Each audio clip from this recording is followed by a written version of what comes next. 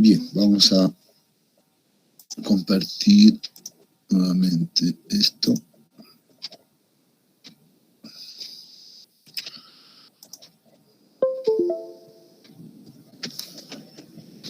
Bien, ya estamos con la pantalla compartida, ¿no?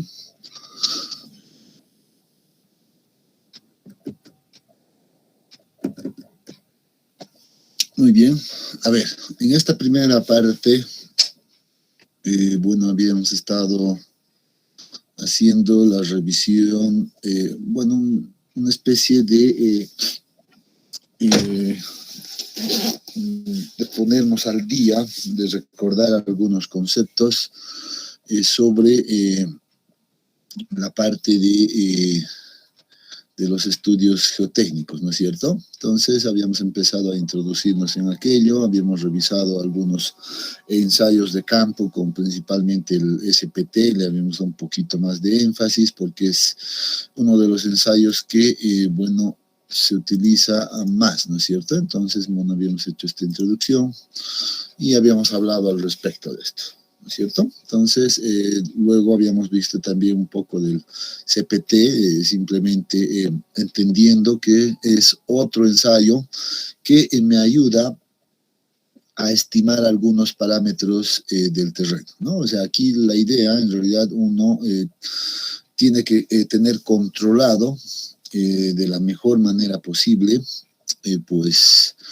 todos los parámetros del suelo. Eso, en este caso, los estructuristas deben de cuidar eso, ¿no? Deben de exigir al menos eso a la empresa que va a hacer los estudios de suelos, ¿no? Y para eso creo que el único medio que uno tiene es conocimiento, ¿no? Debe saber qué debería de presentar, por ejemplo, o qué debería de contener un estudio de suelos, ¿no? Entonces, ya habíamos hablado al respecto, a veces simplemente esperamos un valor y ya de hecho yo les había adelantado que debemos tratar de cambiar un poco esa filosofía, ¿no? Entonces nosotros no debemos ver simplemente el valor. Y algo interesante que también rescato es de que la relación entre la parte estructural y la geotécnica están muy relacionadas, ¿no? Eso significa que debo tener los conceptos claros, por lo menos de las cosas más básicas, pues, o de las cosas que se realizan cotidianamente, pues debo tener el conocimiento de todo aquello, ¿no? En este capítulo 2 que aparece en este caso en la descripción que tenemos como guía, pues aparece todo lo relacionado con el tema de capacidad última, ¿no? De carga y coeficiente de balasto. Yo creo que aquí hay que hacer alguna diferencia y recordar inclusive algunos conceptos, ¿no? Capacidad última, en realidad, es un valor específico, ¿no? Es un valor que significa, por ejemplo, ¿alguien se le prendió el micrófono, creo, jóvenes? A ver, ¿quién está con el micrófono? Por aquí, bájate directo, para que no hagas. ¿Alguien está ahí con el micrófono? ¿Quién está con el micrófono? Ahí estás. Zut, estás con el micrófono encendido.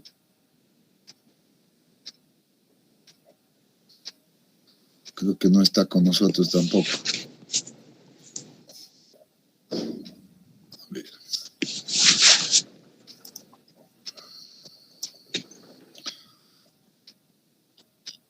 Listo. Solucionado. No queremos escuchar nada inadecuado. Bien, entonces les decía, hablemos entonces y creo que va a ser prudente que esta semana, en realidad entre la clase de hoy y el día miércoles, pues podamos hablar exclusivamente de este capítulo, ¿ya? Porque es interesante y es importante además entender esto antes de hablar de diseño de fundaciones, ¿no es cierto? Entonces debemos entenderlo a cabalidad, cómo viene el proceso de cálculo y qué cosas yo debería de controlar y qué cosas debería de pedir inclusive a la empresa no sé, los responsables que van a hacer el estudio de suelos para un diseño de cualquier estructura, ¿no? Entonces vamos a dedicarle un momento de tiempo. No vamos a entrar mucho al tema teórico, no es la idea de hacer mecánica de suelos 2, sino que más bien es utilizar o simplemente tener como base en realidad esos conceptos y irnos más a la interpretación, irnos más a observar los detalles que sí nos van a servir, etcétera, ¿no? Entonces vamos a darle un poquito desde esa óptica. Ya vamos a mirar este capítulo. Y bien, yo decía, miren, esto es una observación que hago, que parece estar aquí esto mal, ¿no? O sea, no debería de ser el capítulo, no debería de denominarse como capacidad última de carga, ¿no? Y coeficiente de balasto. Bueno, esto es otra cosa, también es otro componente. Yo creo que deberíamos de apuntar ya en esta materia a hablar netamente de lo que es la capacidad admisible, ¿no? De carga, la capacidad admisible del terreno, etcétera, ¿no? Entonces, sin embargo, creo que está interesante el hecho de que podamos nosotros hacer esa diferencia, ¿no? Esa diferencia de conceptos, ¿no? Entonces vamos a hablar aquí capacidad, le pondremos nomás nosotros esto, admisible del terreno. Pero vamos a hablar un poco de esto entre estos 2 días de esta semana, y ya desde la siguiente semana pues espero que estemos ya listos para poder hablar de en este caso de diseño, ¿no? Ya entrar a lo que son las fundaciones superficiales, etcétera, y empezar a avanzar un poco más en ese campo. Les decía, aquí hay que hacer una diferencia entre lo que es, por ejemplo, 3 conceptos bien interesantes que debemos manejar, ¿no? Que es la capacidad, la está fallando,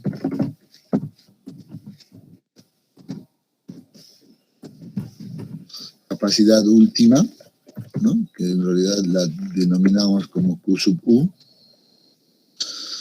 Eso por un lado. Y luego, cambiado. Muy bien. El otro concepto que debemos entender es lo que significa capacidad segura, que generalmente, esto también depende de mucho de la nomenclatura que utilice, ¿no? Pero generalmente es esa la nomenclatura. Y finalmente lo que es la capacidad admisible. Entonces la capacidad admisible generalmente viene como con ese término. A ver, solo para entrar un poquito en el contexto de tratar de hacer la clase un poco dialogada, participativa y todo aquello, me gustaría saber si hay alguien del grupo ahora que puede hacer la diferencia entre estas 3 definiciones. ¿Cuál será la diferencia entre estas 3 definiciones que acabo de escribir acá? ¿Alguien sabe?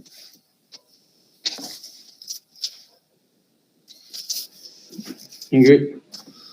A ver, vamos a identificar quién está, con quién estoy hablando, ¿ven? Hola, Ingrid. Johnny, muy bien, adelante, Johnny. La capacidad última, a lo que recuerdo, es aquella carga donde el suelo puede tener una falla por corte. Es la carga a la que va a existir una falla por corte.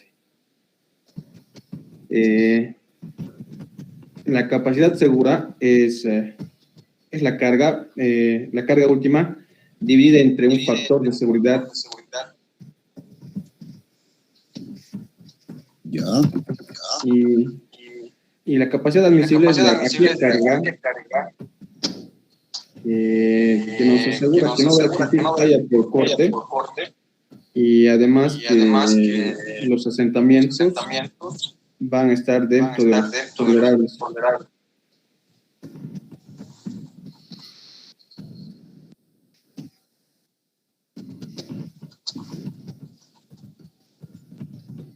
A ver, ¿estamos bien? Alejandra Cristo.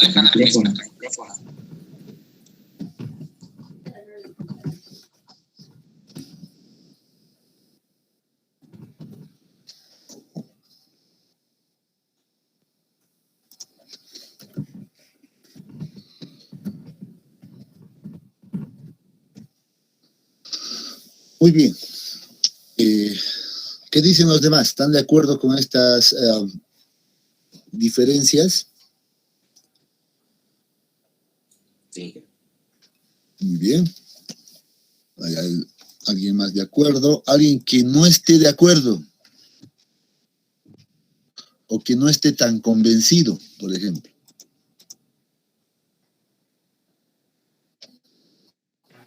Sí, tengo dudas en la tercera, no porque diga que el compañero está equivocado, sino porque realmente quisiera recordar y que usted nos aclare eso.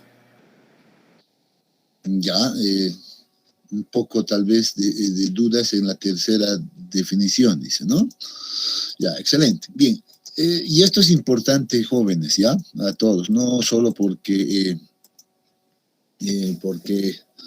uno va a ser o se va a dedicar a la geotecnia, debe tener estos conceptos claros.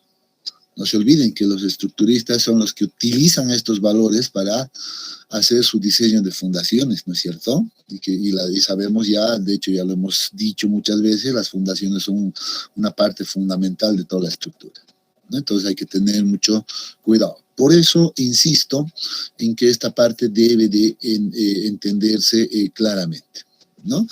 Y por ejemplo, simplemente para complementar y aclarar estos conceptos, capacidad última sí es una carga, en realidad, ya es una capacidad, es una carga que me garantiza que sí va a existir falla por corte. Ese es el valor que hace que el suelo falle, si quiere, ¿no? Imagínense, yo voy a tratar de hacer un esquema por acá, ya tengo, por ejemplo, acá, y para ser simple voy a suponer que tengo la superficie del terreno ahí, ¿no? Y bueno, un suelo cualquiera, no interesa de momento nada aquello.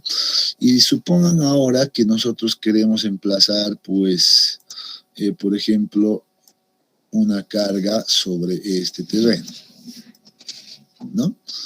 Entonces, hay un detalle que siempre debemos medir, ¿no? Por ejemplo, si nosotros necesitamos incluir, por ejemplo, acá, va a representar una cierta carga, que por lo general podemos decir que es un peso de la estructura, ¿no? Es el peso de la estructura, pues aquí hay un detalle.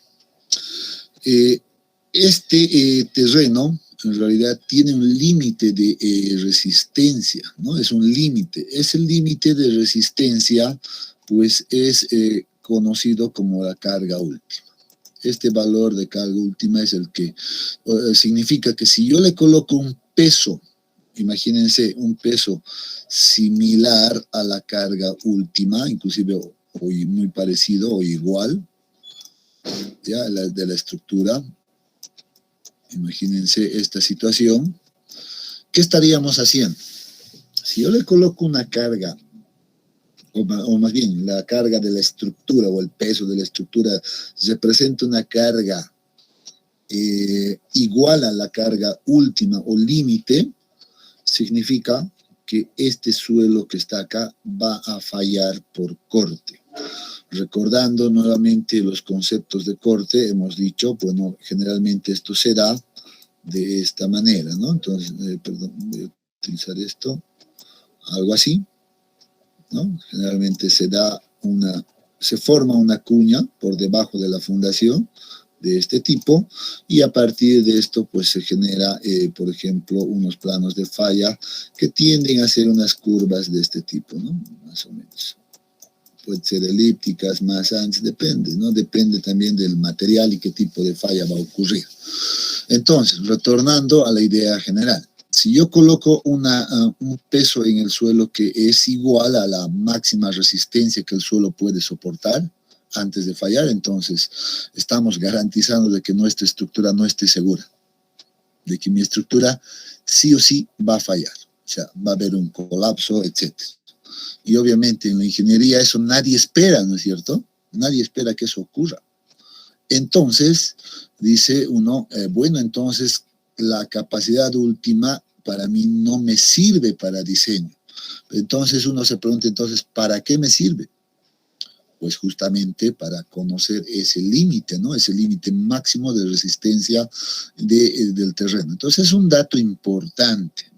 No me sirve tal como diseño, pero sí me sirve como referencia. Ya entonces ya conozco el significado de la capacidad última, ¿no? Entonces si esto se da, entonces aquí hay falla. Aquí hay falla. Entonces nadie quiere trabajar con ese valor. ¿No? Nadie quisiera trabajar con ese valor. Bueno, siguiendo con ese concepto, pues ahora vámonos a los segundos, por ejemplo, ¿no? Y aquí vamos a ir aclarando un poquito este concepto de capacidad segura del terreno. Y es como dice acá, ¿no? En realidad es la carga última, ¿no? Esta es la carga última. Es la carga última dividido entre un factor de seguridad, ¿no? Entonces, bueno, aquí entra un segundo componente más a veces, ¿no? A veces se coloca, si vamos a fundar a un nivel de fundación, pues entraría también ese componente de la altura de nivel de fundación o la profundidad de nivel de fundación por el peso unitario del material, ¿no? Pero la idea es la misma, ¿no? Entendemos que debo aplicarle yo un cierto factor de seguridad a la carga última, ¿no? Y tal vez para no complicar mucho en esto, pues no, ni siquiera deberíamos de hablar de esto. Ya lo que quiero es que se nos quede el concepto. Eso es la intención, ya no quiero ir a que vamos a manejar esta ecuación aquí y lo otro, etc., sino que el concepto se quede con ustedes. Muy bien, entonces, en este caso, ¿qué estamos haciendo al aplicarle un factor de seguridad a la carga última? Bueno, si yo sé que con este valor, en realidad, el suelo falla, entonces yo debo entrar en una zona donde me garantice que no va a existir falla, ¿no es cierto? Y para eso utilizamos los distintos factores de seguridad. Quiero estar por el lado seguro, ¿no? Y aquí viene pues un debate bastante interesante sobre qué factor de seguridad utilizo, ¿no? Desde ya es muy común y seguramente van a ver en la mayoría de las cosas que de los estudios, que este valor es asumido como un valor A3. Sin embargo, no es tan simple, ¿no? Visto desde la geotecnia, este valor debería de ser adoptado en función a la confianza que uno tiene en los trabajos realizados durante el estudio geotécnico, ¿no? Y ahí viene un debate bastante largo, donde dice deberíamos utilizar desde 2 hasta 4, etcétera, un rango inclusive menor, 1.5, no sé, dependiendo a cómo uno ha realizado el trabajo, ¿no? Si he hecho todos los ensayos necesarios, si he hecho ensayos de campo suficientes, ensayos de laboratorios complementarios, etcétera, ¿no? Eso depende mucho de aquello. Y también de la importancia de la estructura. ¿Qué tan importante es mi estructura, ¿no? Para tomar una decisión sobre este factor de seguridad, ¿no? Entonces, esa es la capacidad segura. Y aquí hay un detalle ahora que quiero que se quede como concepto. Este valor de capacidad segura, jóvenes, puede ser, y lo voy a escribir así, ya no con el ánimo de confundir, sino que quede claro. Este valor puede ser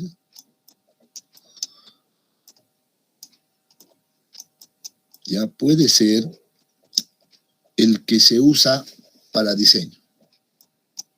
Ya puede, no estoy diciendo es. ¿Ya? Para diseño. Se puede utilizar para diseño. Pero ¿cuándo puedo utilizar para diseño esto? Cuando, casi se me va esto, ¿no? ¿Cuándo puedo utilizar? Cuando yo verifique, o cuando al menos yo vea en el informe geotécnico que se haya verificado a los asentamientos, ¿no? Cuando se haya verificado a los asentamientos, ¿no? Perdón.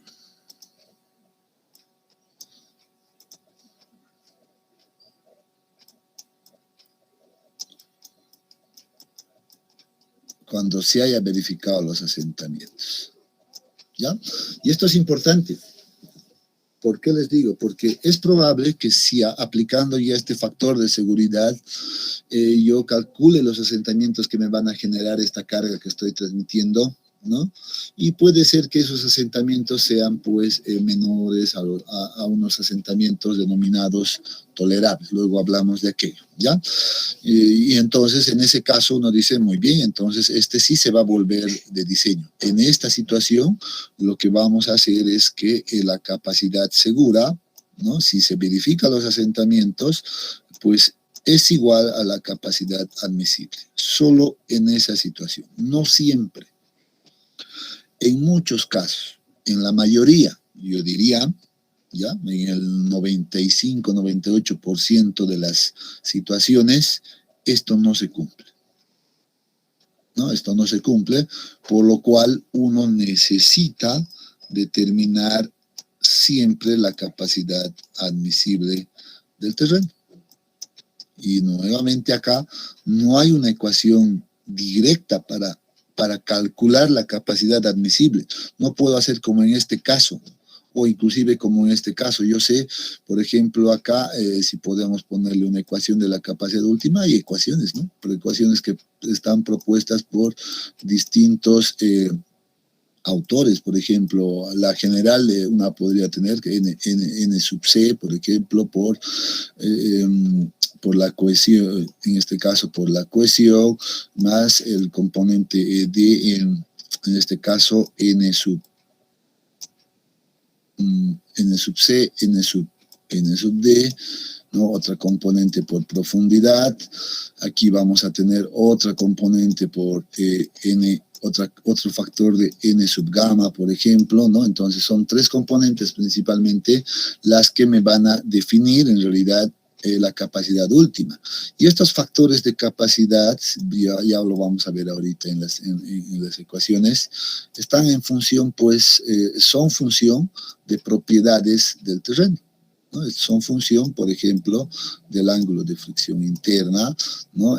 Son función de este parámetro tan importante, ¿no? Entonces, ahí juega aquí juega un papel muy importante, pues, el adoptar un valor adecuado para este valor, ¿no? Entonces, hay una ecuación. En este caso de la capacidad admisible, pues, no tenemos una ecuación que podamos utilizar de esta manera. No hay, no existe. Pero entonces, ¿cómo definimos la capacidad admisible? Entonces aquí viene y decimos, bueno, la capacidad admisible va a ser función simplemente de la verificación de los asentamientos. Ahí viene ese detalle, ¿no? Entonces, es función de los asentamientos. No hay otra cosa. ¿Qué significa aquello? Que yo verifique las cargas, ya sea la carga segura, por ejemplo, y haga esto, cálculo de asentamientos. Calcule cuánto de asentamiento me genera la carga que estoy aplicando. Si este asentamiento es menor al admisible, ya, entonces vamos a poner acá una especie de este tipo, que si el asentamiento generado, el asentamiento total, es menor a un asentamiento admisible, ¿no? A un asentamiento admisible, entonces esa carga va a ser definida como la capacidad admisible del terreno, ¿no? Entonces, por eso anotábamos acá hace un momento ya. Si la carga segura a mí me genera un asentamiento menor a este, entonces se va a convertir en esto. En caso contrario, caso que no se cumpla esto, entonces hacemos un proceso iterativo de tal manera de reducir de alguna manera la carga, ¿no? Y encontrar esa carga mínima que sea al menos igual a esto, al menos sea igual a este admisible. Entonces, esto me garantiza entonces que voy a estar por el lado de la seguridad. La capacidad admisible entonces me está garantizando dos cosas.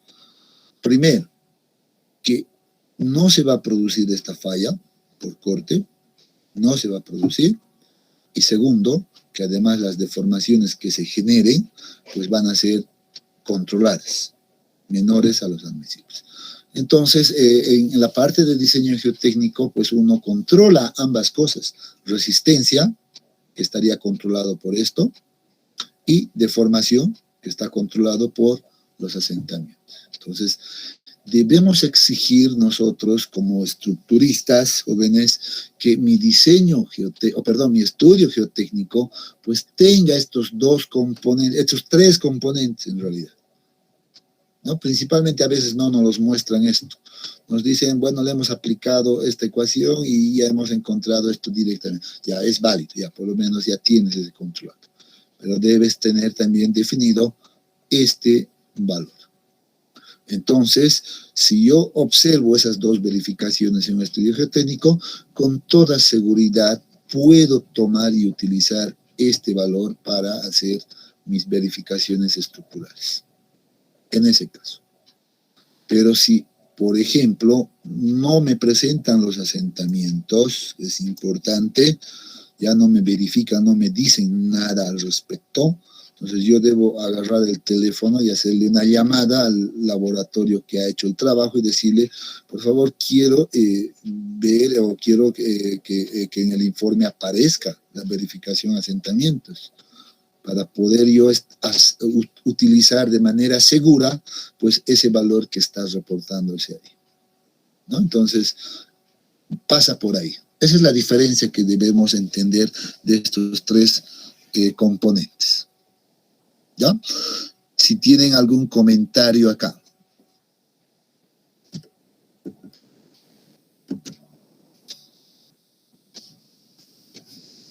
¿Ningún comentario? ¿Todo está claro? Ingeniero, disculpe, una consulta entonces. El Q, bueno, la capacidad admisible es lo que se utilizaría generalmente para diseño, ¿verdad? ¿O estoy equivocando? Sí, siempre. Por eso te estoy diciendo, estamos diciendo, ahora sí la podemos poner mejor, ¿no es cierto? Entonces vamos a poner acá un valor y vamos a decir, esta se utiliza para diseño. Aclarado. Este es el valor esperado para diseño. Ok, ingeniero, gracias. ¿Ya? Con esto debo trabajar. ¿Alguna otra cosa?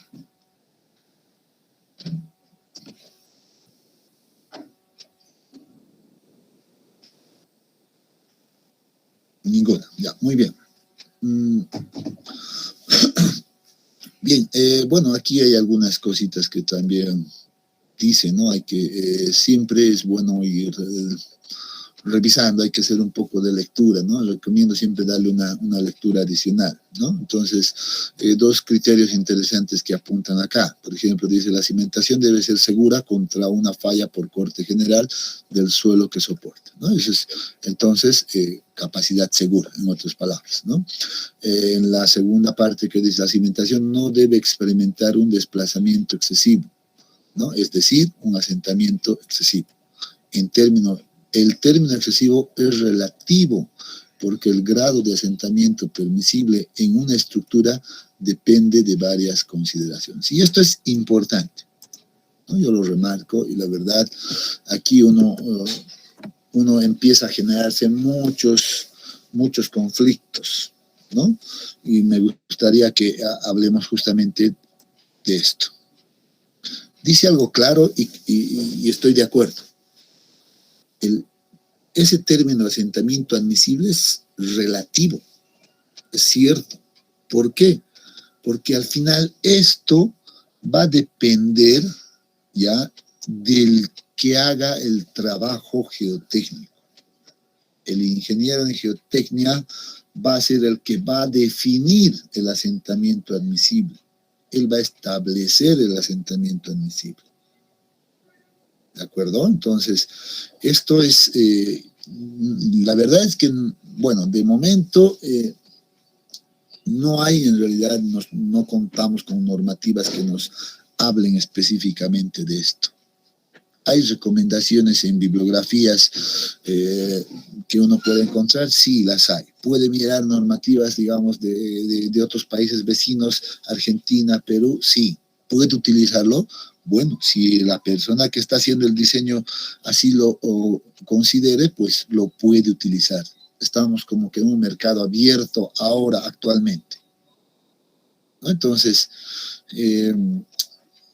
por ejemplo, en un curso que hemos estado pasando no hace mucho, ya con, por ejemplo, con un profesor que estaba acostumbrado a trabajar, por ejemplo, en México, ¿no? Y ahora actualmente está en Colombia. Él nos decía, o sea, ¿cuánto toman generalmente ustedes en su zona como asentamientos admisibles? Era una consulta. Bueno, y ahí entre el grupo aparecían pues todos, por lo general, decían, o la mayoría al menos, y eso me parecía medio extraño a mí, y todavía me queda raro, ¿ya?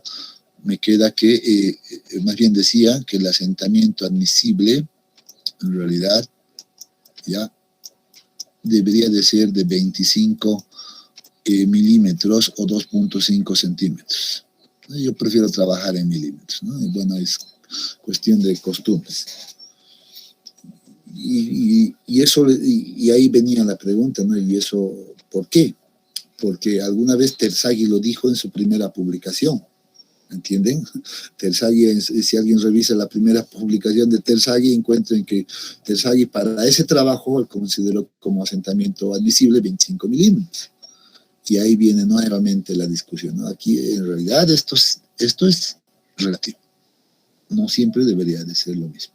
Y el profesor decía, para mí eso no está bien.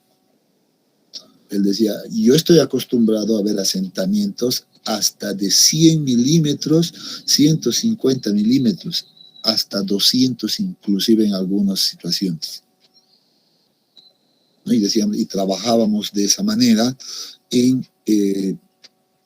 por ejemplo, en México. Nos contaba de algunos proyectos en los cuales había trabajado, donde se observaban asentamientos hasta más de 200 milímetros. Imagínense aquello. Entonces estamos hablando de ¿cuánto? 20 centímetros de asentamientos que ellos permitían que ocurra. ¿Qué piensan al respecto? Es un dato, luego vamos a concentrarnos nosotros y bueno, y les voy a dar algún dato general con el que al menos yo trabajo, ¿ya? Y a mí puede servir de guía simplemente, ¿ya? Pero no siempre definitivo. Al final eso puede ser muy variable. No esperen ver en todos los informes geotécnicos un único valor de asentamiento admisible, por ejemplo. Ya eso ya va a depender del criterio del que hace el diseño geotécnico. ¿Qué les dice ese valor de asentamiento por ejemplo, de 20 centímetros, jóvenes? O 15, no sé, ya 10 inclusive asusta ya, ¿no? Al menos a nosotros en nuestro medio nos asusta. ¿Qué piensan?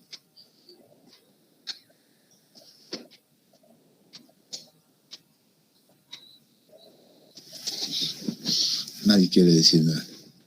Prefiere no hablar de asentamientos. Una escalerita menos, ¿sí? ¿Perdón? Una escalerita menos. Una escalerita menos. Sí, ¿no? Sí, sí, verdad. La primera vez que escuché, sí, a mí me asusta un poco, ¿no? Pero después tiene sentido. Cuando uno analiza, dice, pues al final, el asentamiento total, y esto lo digo simplemente como comentario, ya el asentamiento total al final no es el que te daña las estructuras. No es este asentamiento el que daña las estructuras. Podemos dejar que se asienten hasta, no sé, 10, 150, etcétera. Se puede. ¿Qué es lo que uno tiene que cuidar? ¿Alguien recuerda? ¿Alguien tiene alguna idea? Quizás que el asentamiento sea el mismo en todos los puntos extremos de la estructura. Exactamente. Ese es el detalle que uno tiene que cuidar en el diseño geotécnico, ¿no? Que los asentamientos, ya sean de 10 centímetros, 15 centímetros, etcétera, sean uniformes o al menos entren dentro de un criterio aceptable. Y aquí viene mucha bibliografía, ¿no? Entonces aquí a muchos autores empiezan a proponer muchas cosas. Pero el término principal, ¿a qué se denomina? ¿Alguien recuerda el nombre? Asentamientos diferenciales. Exactamente. Asentamientos diferenciales. Ese es el tema que en realidad uno tiene que cuidar. Como estructurista también va a verificar eso. ¿Ya? Y lo vamos a hacer con ustedes igual. Este es el punto que deben aprender a controlar en realidad ustedes. Es más, les digo algo. Si más no me equivoco, en ningún estudio geotécnico ustedes van a encontrar los asentamientos diferenciales. En ninguno. Les digo con toda la certeza. Entonces aquí viene entonces como control. Y ahí viene pues la tarea. El estructurista es el que debe hacer esta verificación. Él debe hacer esta verificación. O sea, aquí en este curso vamos a aprender a hacer las verificaciones de los asentamientos diferenciales. Bueno, el tema no es nada complicado, ¿no? El tema en realidad es ver este detalle, ¿no? Y que, por ejemplo, yo sé que por las diferencias de cargas, por ejemplo, que se transmiten a las fundaciones, bueno, puedo tener que P1 y una carga P2, por ejemplo, acá, ¿no? Donde este P1 sea mayor a P2, por ejemplo, ¿no? Entonces, y estamos hablando de fundaciones tal vez iguales, imagínense solamente eso como un dato, pues, ¿qué va a ocurrir? ¿No? Y a veces ahí cometemos los errores, ¿no? Ahí vienen los errores.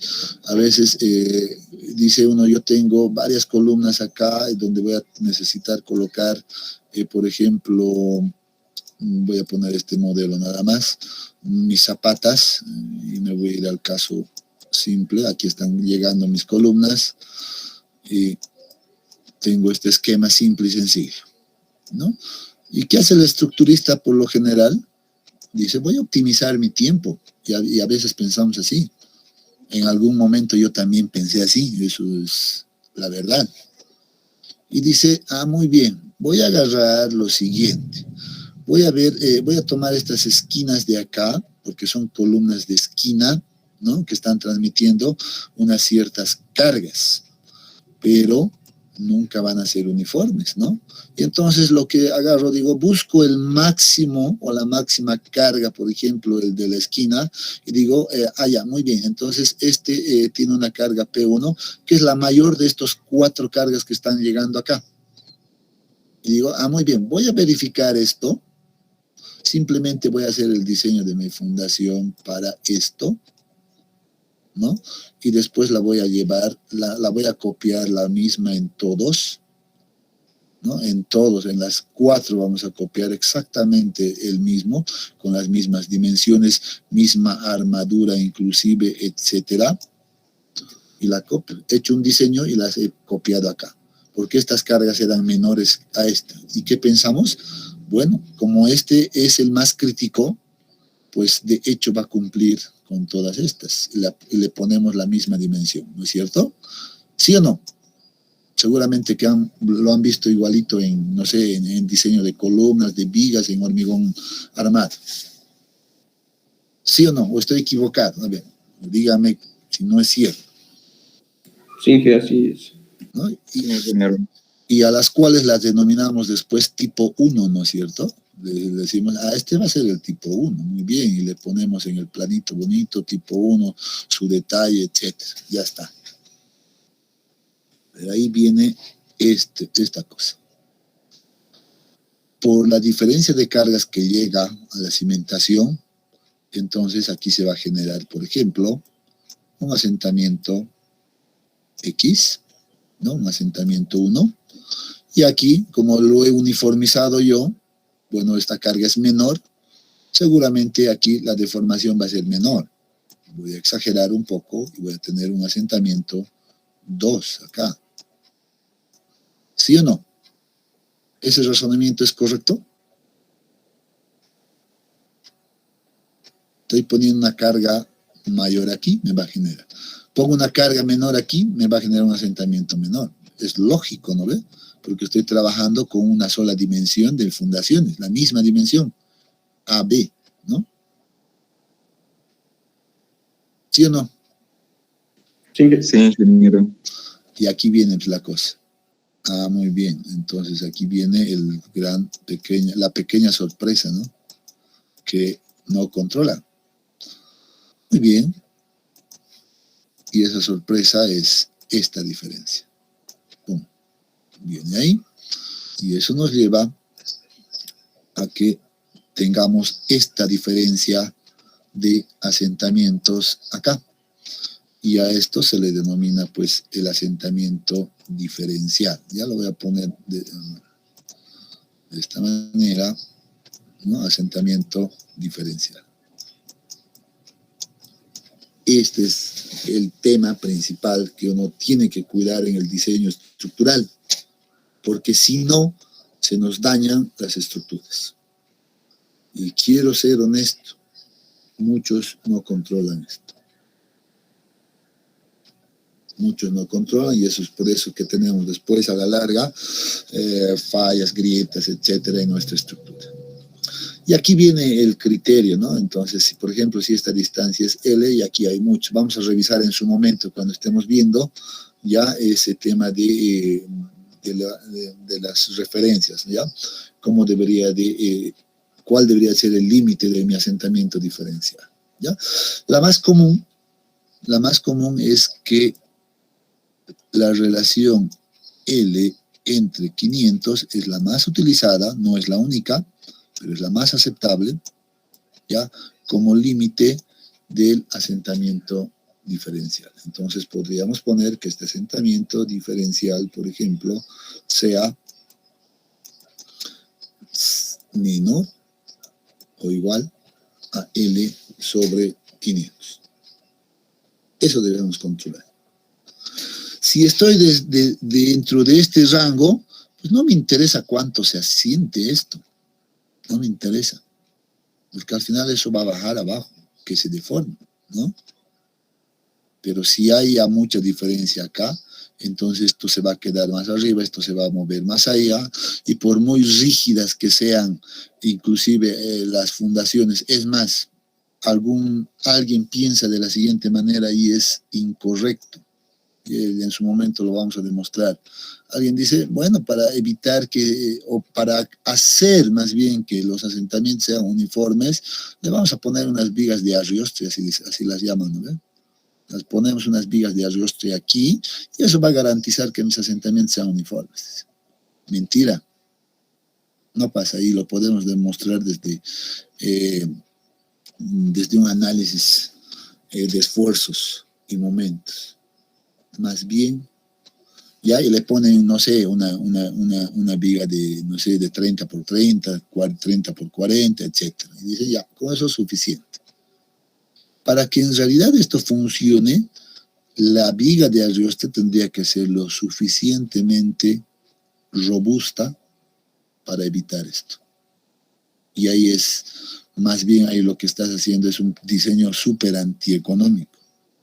Y cuando le ponen estas vigas de arrioste, a veces es innecesario, no está cumpliendo con el trabajo en lo absoluto.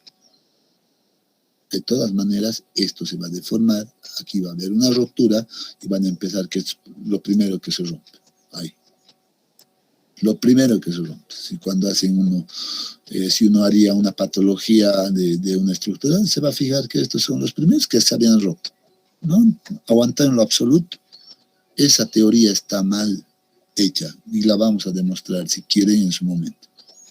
No funciona así. ¿Ya? Entonces, como les decía, por muy rígida que sea, si hay esto, estamos en complicaciones. Y ahí empiezan las fisuras que se van a ir dando. Entonces, punto de conclusión. Hay que controlar asentamientos diferenciales. Y eso vamos a manejarlo también en este curso. ¿Ya? Entonces vamos a ver cómo deberíamos de manejar adecuadamente. Entonces deberemos de aprender a calcular los asentamientos, seguramente.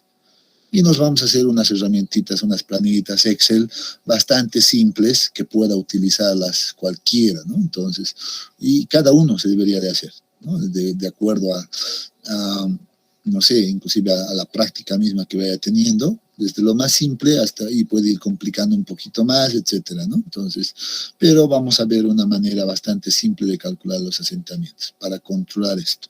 Entonces, el estructurista, miren que aquí debe saber esto. Como les decía, no te van a dar pues esta diferencia en un estudio geotécnico. Poco probable, porque es más, ellos no conocen pues, estas cargas, ¿no? Jamás. ¿Quién conoce estas cargas? El estructurista. Entonces, él tiene que controlar estos asentamientos diferenciales. Y ahora bien, retornando un poquito a este concepto de asentamiento admisible, ya yo en lo personal he aprendido esto y esto también lo manejábamos ya como una regla general en el laboratorio de geotecnia desde hace mucho tiempo y con varios argumentos, ¿no? Argumentos que han sido hasta verificados con algunos proyectos de grado que se han estudiado, ¿no? Etcétera. ¿Ya? Y algunas recomendaciones de bibliografías principalmente, ¿no? Entonces, los asentamientos tolerables a veces, solo como dato adicional, esto no es para que nadie de aquí lo utilice, etcétera, solo es como un dato adicional, dice, sobre todo, si estoy trabajando en fundaciones aisladas, ¿ya? Entonces vamos a trabajar fundaciones aisladas, SHs. Ya, si estoy con fundaciones aisladas, debo tomar las siguientes recomendaciones, dependiendo del material. Si es arena, ahora acá, ¿no? Bueno, voy a poner una línea acá, y aquí debo hacer la diferencia. Arena y suelo fino, o si quieren, la arcilla. Ahí está. Entonces, aquí uno debería de tomar los siguientes recomendaciones. No estoy diciendo que es un valor definitivo, ni sacramentado, ni nada. Es un valor de referencia. El asentamiento admisible. Si es arenas, sí, 25. Ahí está, 25 minutos. Bueno, sí funciona para este caso. Pero si es arcilla, pues va a ser complicado cumplir con aquello y, por lo general, al menos, como les he dicho, desde la experiencia, tomamos 40 para las arcillas. Y esto funcionaría no solo a fundaciones aisladas de este tipo, ¿no? Sino que inclusive para vigas de fundación, etc. También funciona ahí, o continuas, combinadas, etc. ¿No? Ahí. Y si tengo mi fundación, por ejemplo, con losa, que es el otro elemento, tipo losa, entonces esto debería de cambiar. Siguiendo la misma idea, arena y arcilla, bueno, mire, un asentamiento admisible para arena en losas, pues se recomienda igual los mismos 25. ¿Qué pasa si el suelo es arcilla? Recomendación, al menos 60 milímetros. ¿Ya? Y como les digo, estos son solamente datos. Yo he visto que muchos no toman 60, prefieren tomar 100, por ejemplo. Entonces, por eso, esto es relativo. No hay una regla que nos diga, tome así, de esta manera, etc. Sino es muy relativo. Pero los datos que en lo personal y creo que han estado funcionando de alguna manera bien, pues son estos datos que les paso. Solo como referencia. ¿Alguna consulta?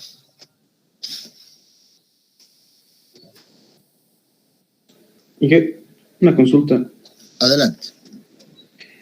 Cuando hablamos de fundaciones aisladas, ¿es necesario que todas las fundaciones estén al mismo nivel, Inge? Ajá. ¿O es algo teórico más o menos? Porque lo que yo he visto aquí cerca de donde vivo, hay una pendiente en el terreno, entonces, como es un terreno medio semi-rocoso así, lo que han hecho es meterle, digamos, en la parte superior una altura de fundación y en la parte inferior a una profundidad mucho más adentro. O sea, ¿se podría hacer de esa forma igual, Inge? Es una consulta general. No, correcto. Y totalmente de acuerdo. Sí, de hecho que sí es posible trabajar con diferentes niveles de fundación. Es posible. Eso nadie te lo impide, ni el mismo diseño tampoco generaría ningún inconveniente. ¿No es cierto? Pueden estar a distintos niveles. Claro, como lo dices muy bien, a veces tenemos que, no sé, superficies del terreno irregulares, ¿no? Con pendientes, etcétera, y uno pues no va a hacer una excavación tremenda para llevarlo todo a un solo nivel y luego hacer otra excavación para la fundación, ¿no es cierto? Entonces eso es habitual, no hay ningún inconveniente. Es más, eso ya aparece inclusive en los mismos métodos de diseño que propone Hansen y Bessick, por ejemplo, ¿no? Dice, bueno, cuando la fundación está en una pendiente, pues utilice estos factores de corrección nada más. O sea, sí es posible. Y eso no hay ningún inconveniente. Se puede trabajar de esa manera. Sí. Pero, ahí, nuevamente, controlaremos también esto, nada más. Ese es el único detalle. No, nada más. Gracias, Inge. Ya. Muy bien. Bueno, a ver, tratando de darle un orden, digamos, a este contenido, vayamos a ver, hemos hablado un poquito de estos conceptos, hemos aclarado algo más. Aquí tenemos modos de falla a corte en el suelo. Bueno, son principalmente 3 tipos de falla, denominados falla por corte general, local y por punzonamiento. Creo que en lo personal, pienso que estos son más conceptos geotécnicos, ¿no? Entonces, no le vamos a dar mucho énfasis a estos puntos, ¿no? Entonces, digamos, bueno, aquí están los conceptos. Si alguien quiere y es más curioso entrar más en detalle, pues adelante, ¿no? La falla por corte general tiene una cierta característica, bueno, pero casi en todas la idea es la misma, ¿no? Solo tiene que ver el comportamiento. No voy a entrar mucho en ese detalle. falla por corte local. Otra cosa que sí debo decir, ¿no? Esto va a depender, generalmente los tipos de fallas pues dependen principalmente del suelo donde estemos apoyando nuestra fundación, ¿no? Si es arena, nos presenta una falla de algo. Si es una arena suelta, densa, etcétera, va a generar un tipo de falla. Bueno, son conceptos geotécnicos, por les digo, ¿no? Pero yo creo que para esta asignatura, pues como, no sé, como cultura general, bueno, aparece acá, ¿no? Los 3 tipos de fallas, ¿no? Aquí ya vemos la diferencia, el de punzonamiento también, ¿no? Miren. Son comportamientos del terreno que se van a dar dependiendo de cada caso, nada más. Entonces, las condiciones a corto y largo plazo, pues también son relativos a la geotecnia, ya puedo hacer un análisis a corto plazo o a largo plazo. Solamente cuando, ahora sí hablo de esto, aclaro nuevamente. Cuando hablo de asentamientos diferenciales o asentamientos totales inclusive, debo decir que a la estructura, al terreno, ya, y lo voy a poner en color rojo, ya todo esto, a la estructura, el asentamiento que le va a hacer daño es justamente a largo plazo. A largo plazo. Ese es el asentamiento que genera problemas a las estructuras. El de corto plazo no, pues lo van a tener controlado. Es más, en muchos de los casos los asentamientos a corto plazo no se dan ni siquiera, porque todavía no ha ocurrido ningún cambio en la estructura del suelo. Entonces, cuando nosotros vayamos a verificar estos asentamientos diferenciales y todo, lo vamos a hacer en una condición a largo plazo. Y aquí vamos a hablar de los parámetros pues, de largo plazo, los parámetros que también se consideran como parámetros drenados, ¿no? Entonces, ahí vamos a ver esa diferencia también. Eso sí, esto sí es importante, ¿no? Esto me interesa que ustedes pues, tengan claro este detalle, ¿ya? Entonces, bueno, aquí está ya la diferencia que viene, ¿no? A corto plazo y largo plazo. Entonces vamos punteando un poquito por ahí. Bueno, estas definiciones creo que son netamente de conceptos. Aquí está la aclaración de capacidad última, máxima capacidad admisible, pero miren que aquí se han olvidado de la capacidad segura. Y aquí, de hecho, esto ya está mal. Yo debería de agarrar este texto y decir, corregir esto, por favor. No sé quién lo hizo, la descripción, pero aquí hay un error. Esto está mal. Ya hemos revisado, ¿no es cierto? Esto no es cierto, no es correcto. Algunas veces se van a dar, sí. Le he aclarado, ¿no? Puede ser para diseño solamente cuando verificamos asentamientos y se va a cumplir esto. Mientras no, yo no puedo decir si le aplico un factor de seguridad a la carga última, ya es el admisible. Eso está mal, genera confusiones, genera todo. Para mí esto hay que corregir, jóvenes. No está bien esto. Bueno, creo que oportunamente hemos hecho las aclaraciones, pero, ¿no? Entonces, esto yo lo borraría, de hecho, debería de borrar. ¿Está claro? ¿O les está confundiendo más bien?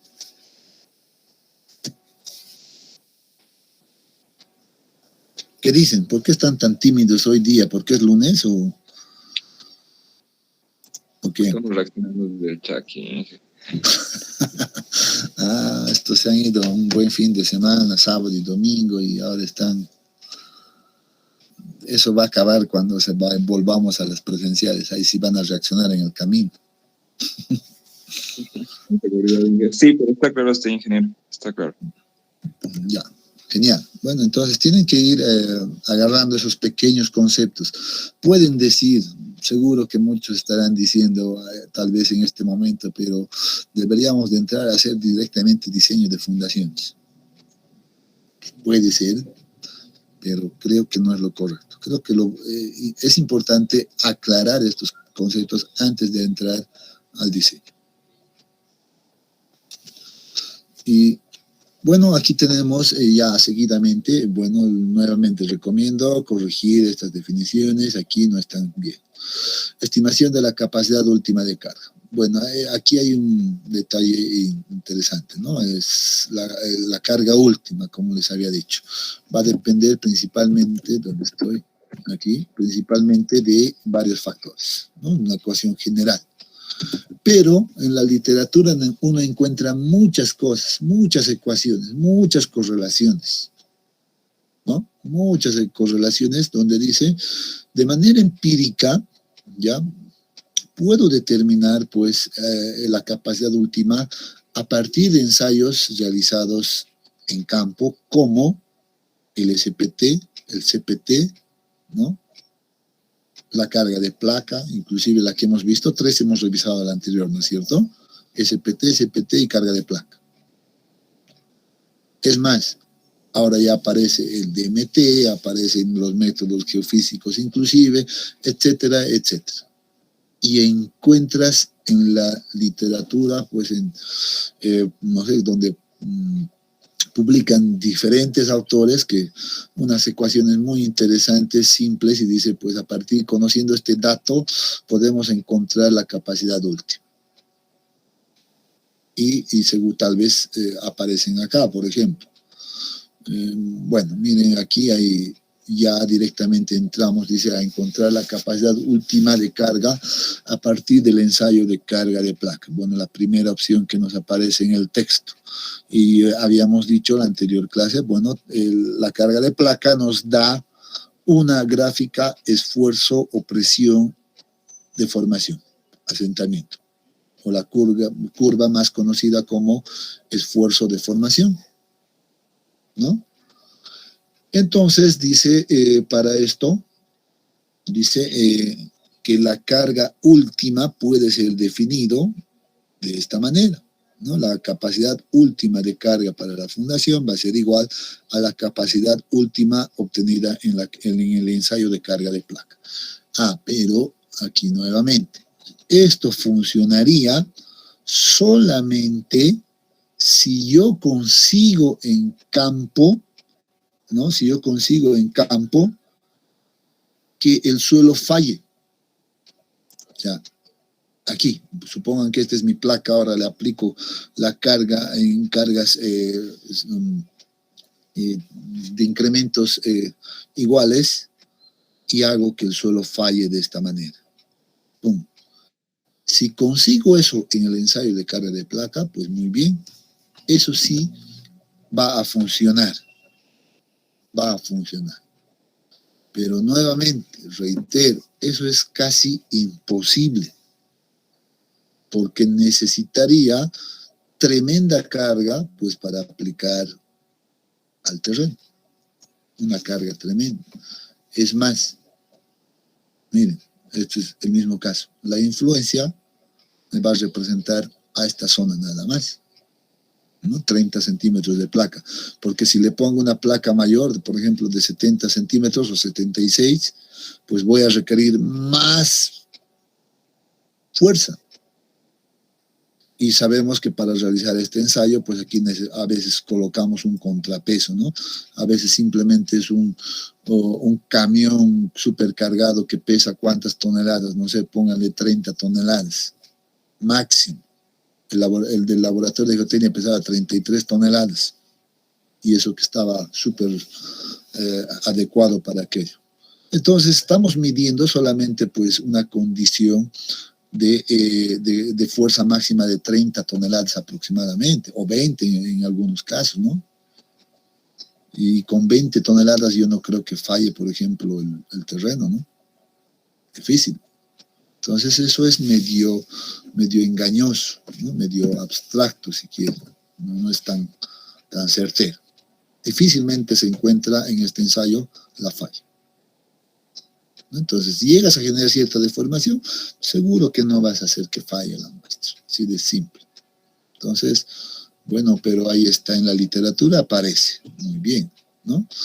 y todavía aquí nos hacen algunas diferencias, ¿no? Dices, si para los suelos arenosos, entonces deberíamos de utilizar una corrección todavía entre la dimensión o ancho de fundación y la dimensión de la placa utilizada en el ensayo. Bueno, puede ser, pero nuevamente, conseguir este valor en campo es súper complicado. Entonces, para mí, en lo personal, no es viable utilizar estas ecuaciones. No es viable. No vas a llegar nunca a eso. Por tanto, esto la dejamos ahí, simplemente, ¿no? Bueno, algunas recomendaciones, dice, haga 2 ensayos y luego el promedio vas a tomar como un valor representativo, etcétera, etcétera. Entonces, esto no vamos a mirar, al menos yo no creo que estamos dentro de lo correcto. Bueno, aquí habían descrito todo el procedimiento, en realidad. ¿Qué más? A ver, vayamos más abajo. ¿Qué más tenemos por acá? Determinación de la capacidad de carga en arenas a partir del ensayo SPT. Muy bien, ahí está. En arenas a partir del ensayo SPT.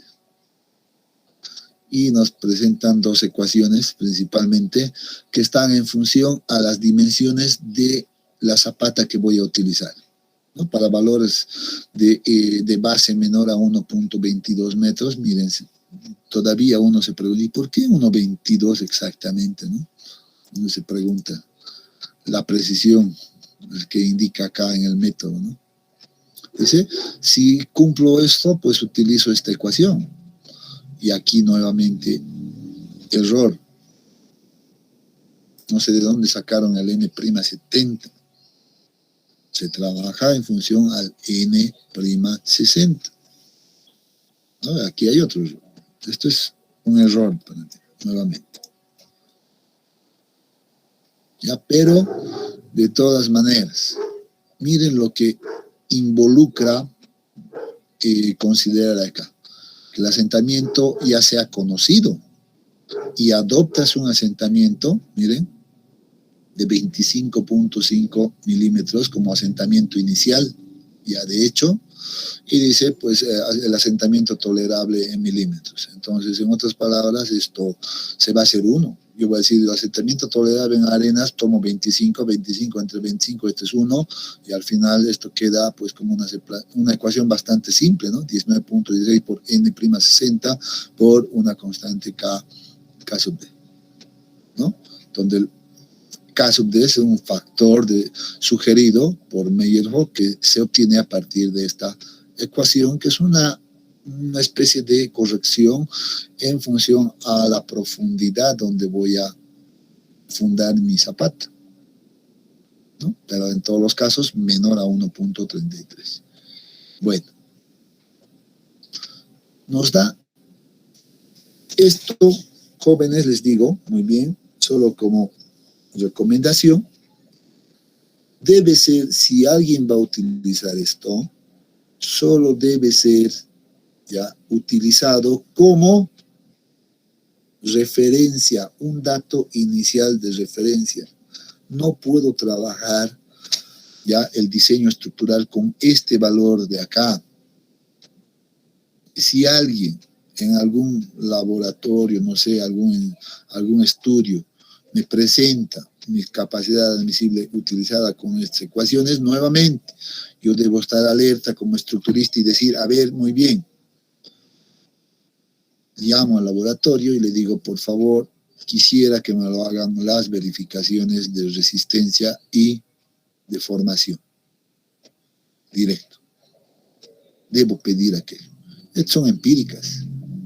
Ecuaciones que han funcionado en algún lado, en alguna, no sé, en algún punto del planeta.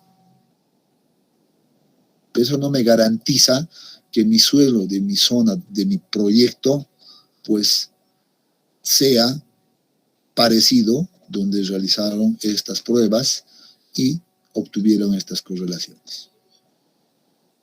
¿Me entienden? O sea, solo debe ser referencial esto. No es de uso de diseño. ¿no? Ya sea para este caso o para este caso. Mira que las ecuaciones son muy parecidas, nada, no hay mucha diferencia. Entonces, recomendación, no debo utilizar aquello de esa manera. Bueno, aquí todavía nos dan algún abaco más que nos ayude supuestamente a solucionar el problema o trabajar de manera mucho más práctica, ¿no? Bueno, nuevamente hay que tener mucho cuidado. Determinación de la capacidad de carga a partir del ensayo de penetración del cono, ya sea mecánico, ya sea eléctrico, etcétera, cualquiera, ¿no? Pero miren lo que dice acá.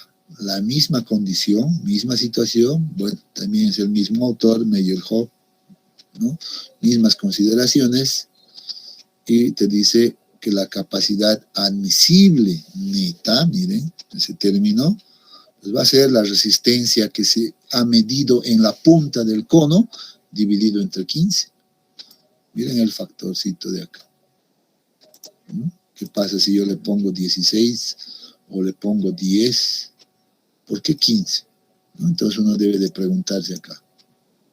Por tanto, no tiene mucho sustento, ¿no?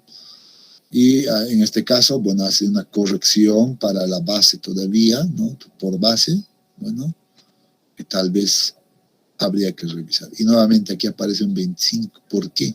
25 exactamente, ¿no?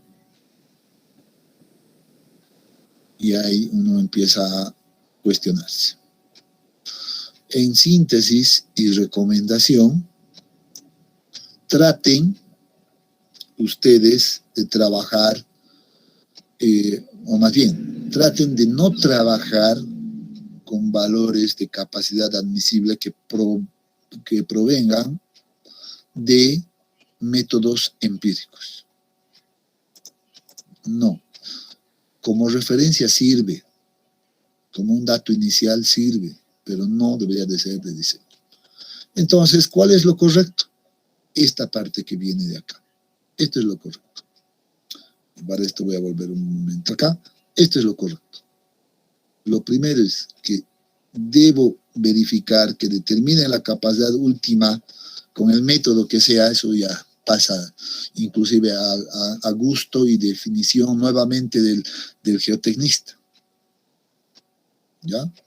Pero va a tener una ecuación de este tipo que calcule ese valor, luego que verifique esto y luego esto. Ahí sí, eso debo buscar. Y esos métodos son considerados como métodos semiempíricos, ¿no?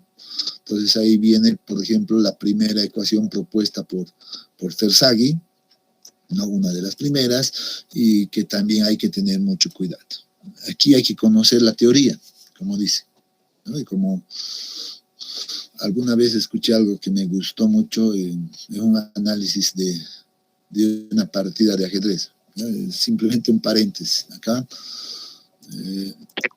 dice, para jugar una apertura o para jugar una determinada línea en el ajedrez, no sé si todos jugarán ajedrez, conocerán, etcétera, pero cuando uno juega ajedrez hay distintas teorías, distintas aperturas, distintas líneas que decide un movimiento, por ejemplo, ¿no? El análisis decía así, para jugar por esta línea tienes que conocer la teoría. Y yo me quedé mucho con eso, ¿por qué? Porque aquí es lo mismo. Para utilizar una teoría o un método, perdón, debes conocer su teoría, porque si no vas a cometer errores. Eso es lo que yo les digo, por ejemplo, a los jóvenes que van a hacer o hacen que la mención de geotecnia en la materia de temas especiales. O sea, ellos sí tienen que dominar la teoría, ¿no? Tienen que dominar la teoría. Pero ahora, para ustedes, solo como conocimiento general y así puntual, Terzaghi trabajó y sacó su propuesta de ecuación, pero considerando que las fundaciones eran fundación continua. Aquí lo dice, miren, La ecuación de Terzaghi fue desarrollada para una fundación corrida. Es decir, cuando la relación ancho entre longitud de la fundación cumple con esta condición. O creo que está mal. Debería de poner tiende a 0 o es, perdón, mayor a 10. Esto está mal nuevamente, que son detalles que aparecen, ¿no? Que probablemente al copiar de un texto del otro libro, pues se van perdiendo ciertas relaciones, ¿no? Ciertos valores. Aquí hay un error, ¿no? Debe ser mayor a 10. Pero me debo quedar con esto. Terzaghi trabajó con esa hipótesis. Entonces, Terzaghi solo debería de utilizarse cuando estoy haciendo este diseño de fundaciones. Así de simple. Sin embargo, uno se encuentra en el medio y dice, encuentra unos informes geotécnicos donde todos utilizan Terzaghi y hacen diseño de fundaciones cuadradas, rectangulares, etcétera, losas de fundación y todo aquello con Terzaghi. Entonces, están haciendo un mal uso inclusive del método, ¿no? Entonces hay que tener mucho cuidado en ese punto. Y miren, aquí todavía tiene muchas cosas que dice Terzaghi, ¿no? No sé si es prudente entrar a este detalle, ¿no? Pero porque, bueno, a los de temas sí, sí los agarro y los digo, estos sí tienen que memorizar ustedes, ¿no? Aquí no sé, pero le vamos a dar una lectura rápida. La profundidad de fundación es menor o igual que el ancho de la fundación, es decir, menor que la dimensión menor de la fundación. Miren lo que está diciendo esto, ¿ya? Que el método de Terzaghi solo va a funcionar en este caso. No funciona en otros casos. ¿Se entiende esto, por ejemplo? Y esto es importante para definir el método. Hay que conocer la teoría. Entonces, la verdad, yo les soy honesto, muchos utilizan Terzaghi, pero sin manejar el concepto. Y ahí hay errores. Bueno, ya no vamos a entrar mucho en la teoría de esto y nos vamos a ir directamente a lo que dice, por ejemplo, Terzaghi. Bueno, aquí esta gráfica no me parece tan conocida, sino me voy a ir directamente a su ecuación, ¿no? Y lo que les decía, 3 factores importantes: n sub c, n sub q y n sub gamma. ¿No? Entonces son 3 componentes que sí van a ser necesarios ser calculados. Y lo que les decía, bueno, no vamos a entrar al detalle de dónde viene esto, etcétera, no nos interesa, pero lo que vemos, por ejemplo, que los distintos valores de n sub c, por ejemplo, se encuentran en función a esto principalmente, el ángulo de fricción interna, ¿no? N sub q está en función al ángulo de fricción interna del suelo. N sub gamma está en función a el ángulo de fricción interna del suelo. Y aquí viene nuevamente, ¿no? Un control para la geotécnica.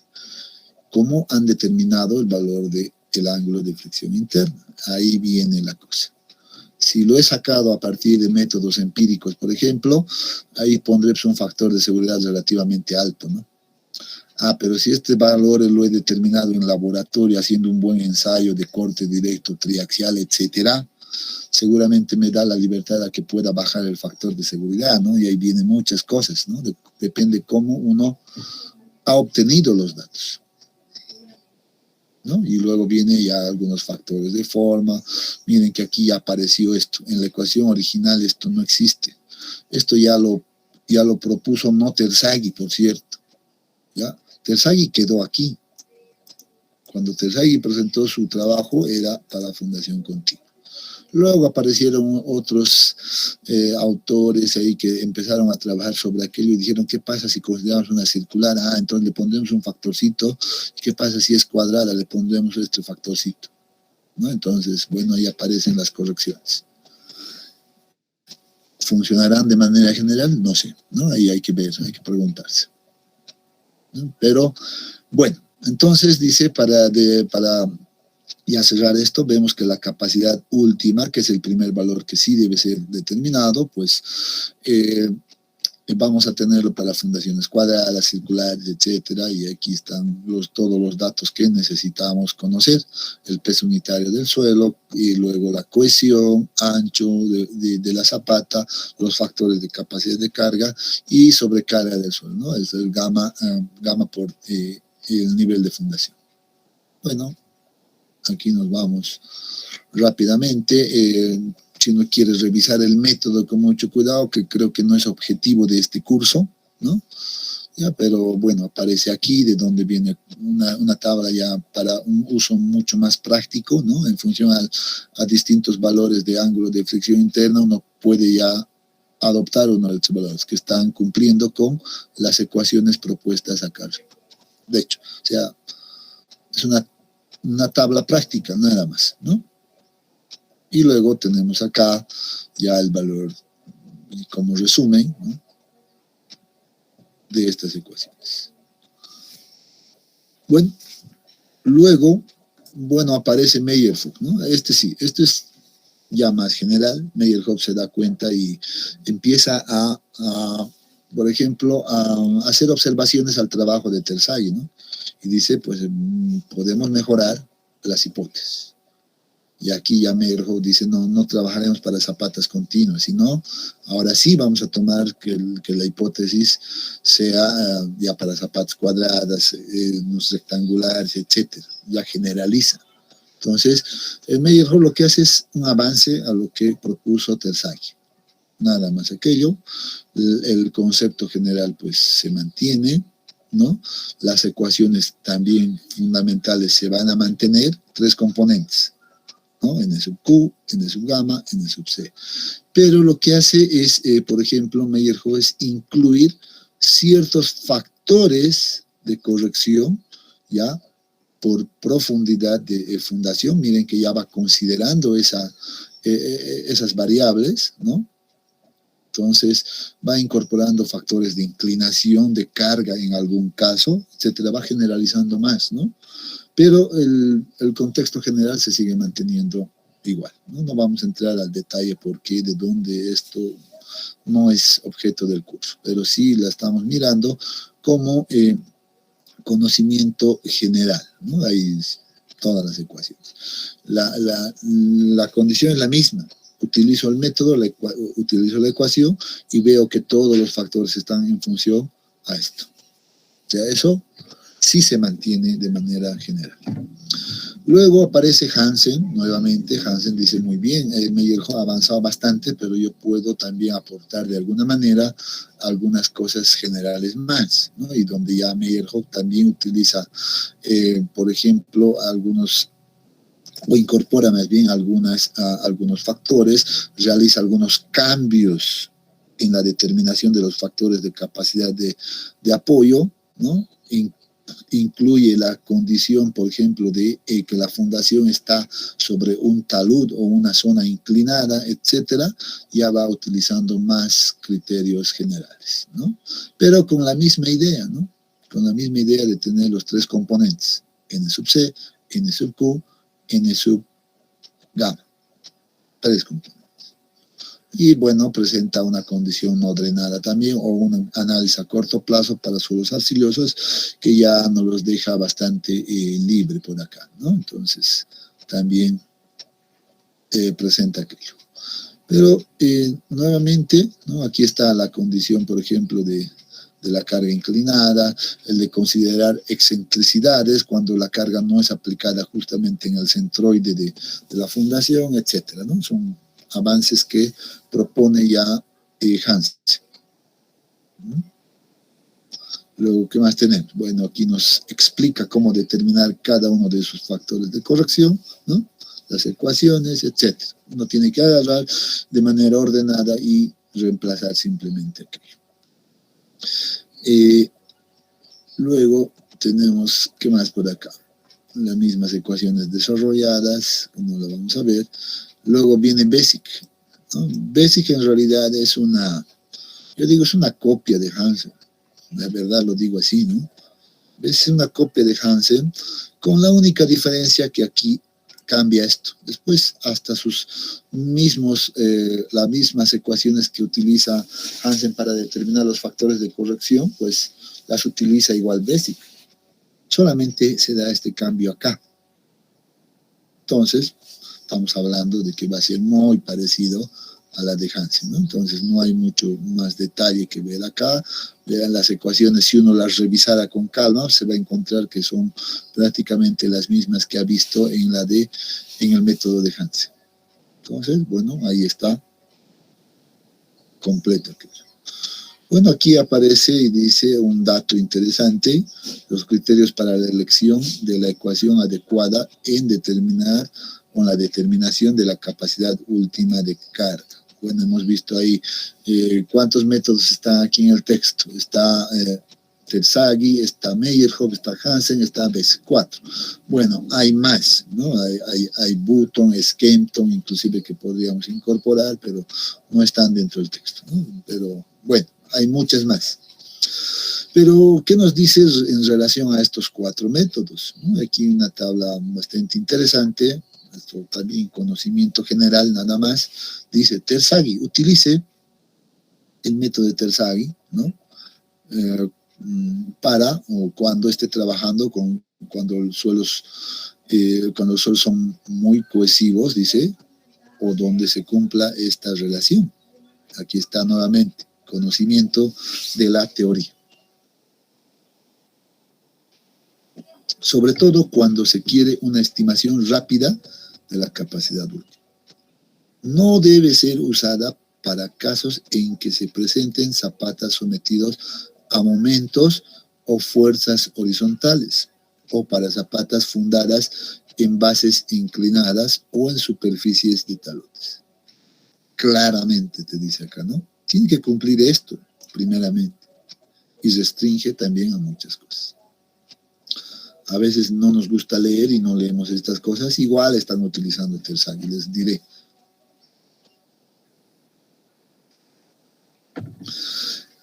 Hansen, Meyerhoff y Basic, los otros 3, miren lo que dice: puede ser usada en cualquier situación dependiendo de la familiaridad que tenga el usuario con cualquiera de los métodos. Aquí viene ya la cuestión de gustos, estilos, etcétera, ¿no?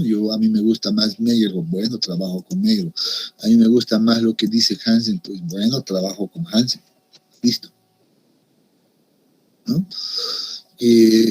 Hansen y Basic, bueno, estos ya les he dicho, son muy parecidos, ¿no? Cuando la zapata es fundada en una base inclinada o en la superficie de un talón. Y además cuando tengamos estas relaciones. Bueno, aquí está algunas cosas claras, ¿no? ¿Qué más tenemos por acá?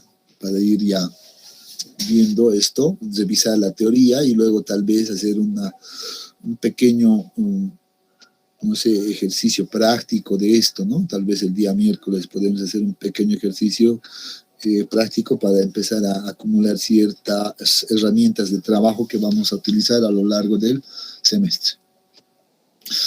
Modificaciones a la ecuación de capacidad de carga. Bueno, nuevamente, condiciones drenadas, condiciones no drenadas, etcétera, que creo que no es nuestro caso de estudio de mucha importancia acá, ¿no?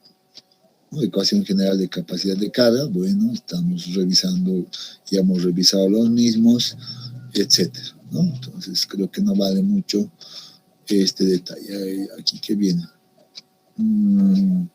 efectos de la compresibilidad, creo que no nos incumbe mucho, ¿no? Capacidad última de carga para fundaciones rectangulares excéntricamente. Bueno, es el caso que considera ya, por ejemplo, Hansen, ¿no? Meyerhoff también. Esto sí lo vamos a ver y vamos a verificar estas condiciones cuando estemos haciendo el diseño estructural de fundaciones. Esto sí, ¿no? Entonces vamos a entrar sí, en este análisis un poquito más a detalle, ¿no? Pues a veces la carga no es aplicada siempre en el centro de la fundación, puede tener una cierta desviación por distintos motivos. ¿no? Entonces, en ese caso, pues se sigue de alguna manera se realiza más bien algunas pequeñas modificaciones a las ecuaciones generales, pero sin cambiar la estructura misma, ¿no? Hay que seguir la misma línea, nada más. ¿Qué más tenemos? Bueno, seguimos bastante de esto. Miren que aquí aparece otro método de Prakash-Shara, que es un método relativamente actual, ¿no? Pero esto es dirigido simplemente a cumplir con estas excentricidades, ¿no? Está relacionado con las excentricidades generalmente, ¿no? Ahí aparece otro método de Anders, etcétera, ¿no? Que van a tomar ciertas consideraciones. Entonces, estas las vamos a ir analizando poco a poco a medida que vayamos viendo los casos de análisis de fundaciones. ¿Ya? Esto sí vamos a tocar, que debe estar en el contenido. ¿Qué más? Vemos por acá. Hansen y Basic, nuevamente, esto ya se va repitiendo, ¿no? Aquí creo que no tiene sentido repetir esto porque ya estaba más arriba inclusive, las ecuaciones en forma tabular nada más, ¿listo? Capacidad última de carga para fundaciones sobre suelos. Honestamente no entiendo a qué hace referencia el 2.7, ¿no? Yo creo que todas las fundaciones están sobre el terreno. No sé por qué le han dado este apartado a ese título.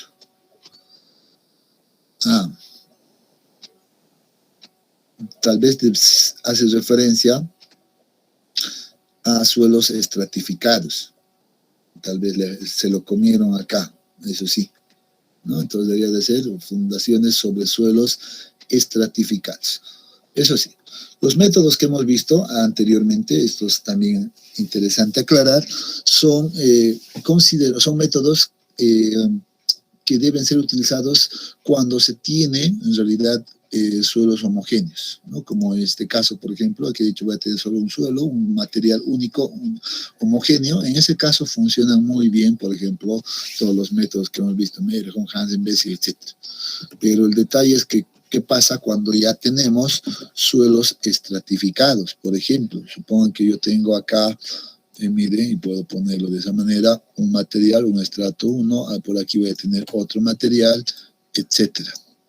Entonces, ¿qué pasa si ya tengo acá estratos diferentes, ¿no? Estrato 1, estrato 2, y que es el caso más general, ¿no? Estrato 3 y un estrato 4 por debajo, por ejemplo.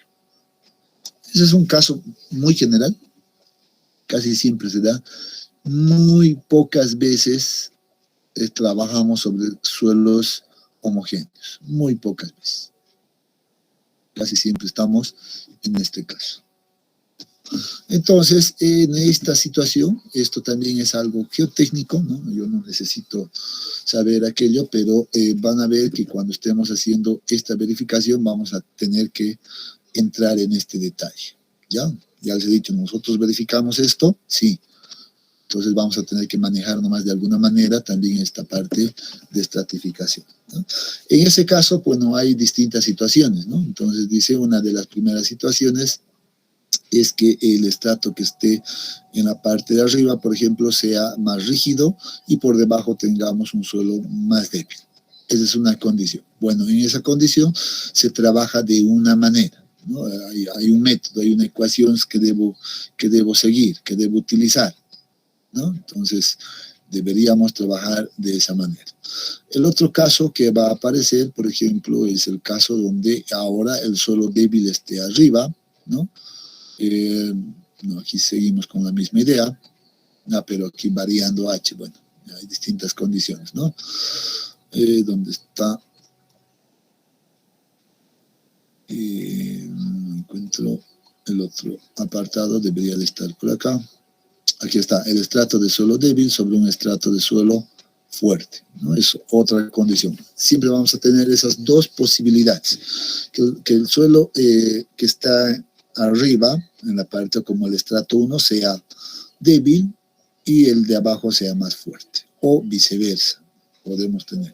Dependiendo de aquello, lo único que tiene que hacer en este caso el geotecnista es seleccionar las ecuaciones correctas para poder determinar adecuadamente pues, nuestros valores de capacidad útil, ¿no? Entonces ahí vienen algunas ecuaciones que hay que tomar en cuenta, algunas correccioncitas que se utilizan, etcétera, ¿no? Pero nuevamente ya he dicho, creo que no es objetivo de este curso entrar en ese detalle, ¿no? Y cómo se utilizan esas ecuaciones.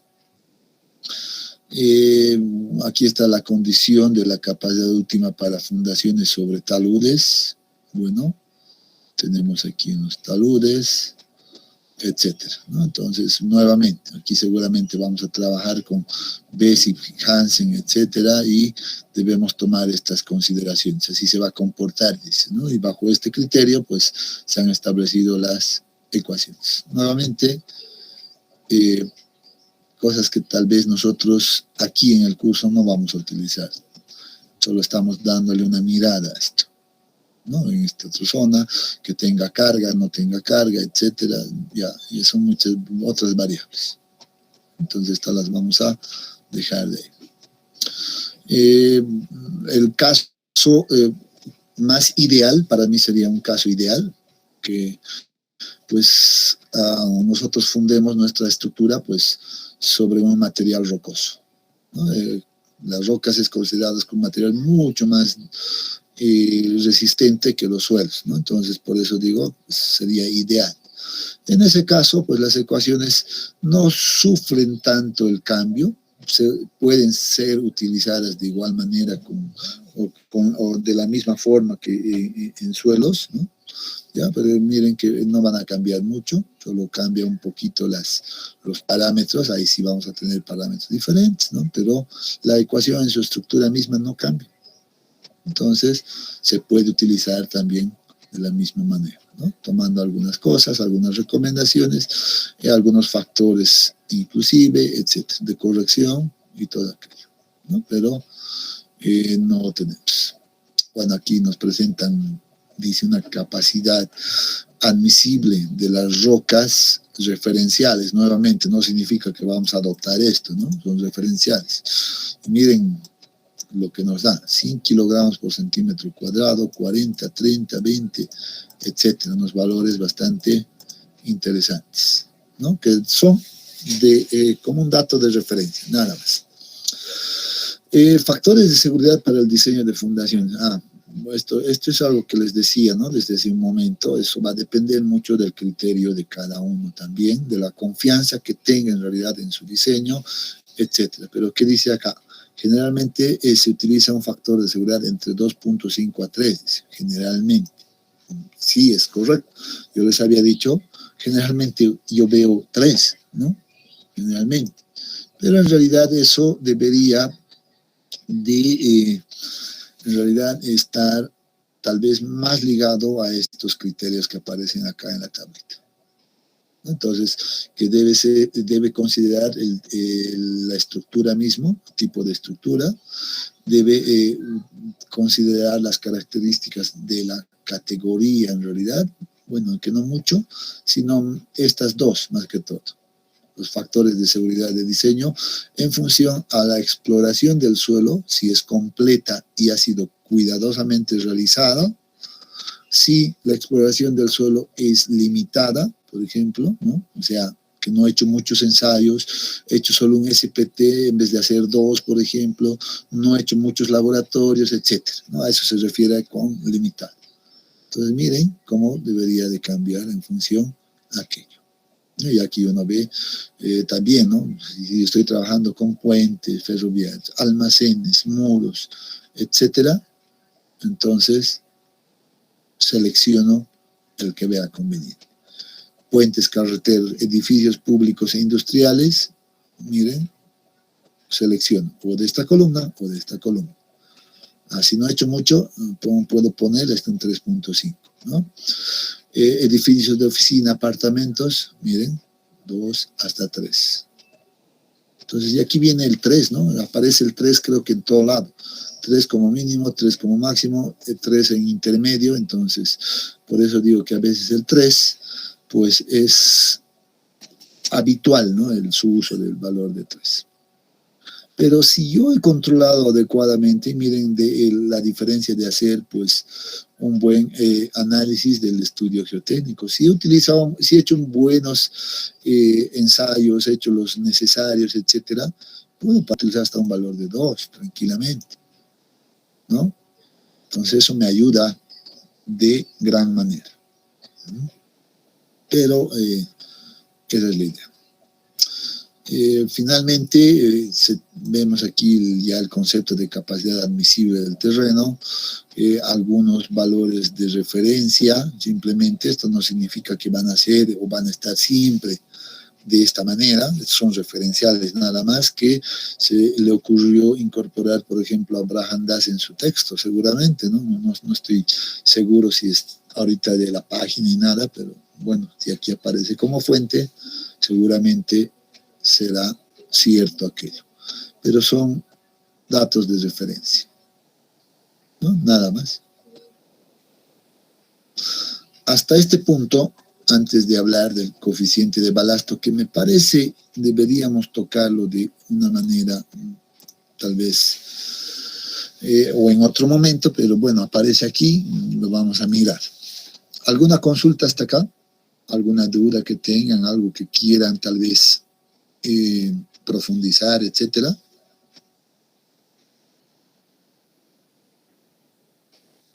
¿Ninguna? Creo que no, sí, está bien. También estamos repasando simplemente, ¿no? No hay mucho detalle. Coeficiente de balasto. Este es ya dejando de lado un poquito el tema de, por ejemplo, a ver, creo que tenía algo antes de acá. No, lo he dejado.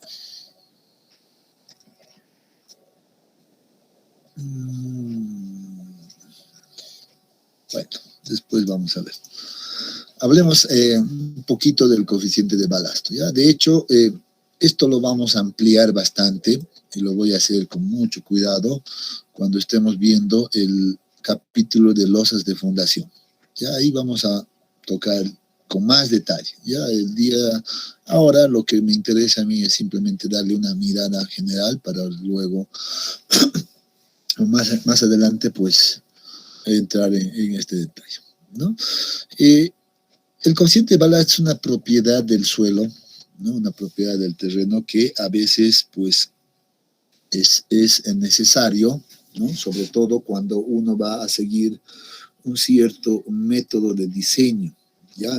Y esto se utiliza más en losas de fundación, cuando uno quiere que, por ejemplo, el suelo se comporte como un lecho elástico, ¿no? Generalmente es considerado de manera rígida, pero algunos autores prefieren ya considerar como un lecho elástico, y eso hace que se tenga una mejor representación entre por ejemplo, entre la estructura y el suelo. Entonces, en ese sentido, pues se ha visto que el coeficiente de balasto puedes hacer una simulación al respecto de ese comportamiento, ¿no? Como definición, ya creo que en algún momento lo dije, ¿no? El coeficiente de balasto se define, ya es como una carga, es la relación entre la carga que me genera una cierta deformación. Ese es el balasto, por definición, ¿no? Pero no es cualquier deformación. Este es un valor ya establecido. No sé si aquí aparece. No sé si aparece ya ese valor. Creo que no. ¿Alguien sabe cuánto es ese valor? Creo que ya les dije también. Si no aparece.